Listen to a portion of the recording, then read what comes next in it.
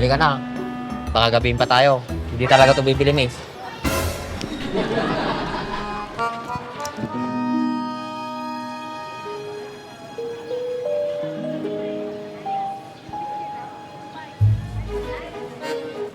Miss, babalikan kita. Sa susunod, hindi lang ka na basta bibilin ko pati puso mo. Huwag ka humugot dito, nakakaya. Dito tayo sa palengke.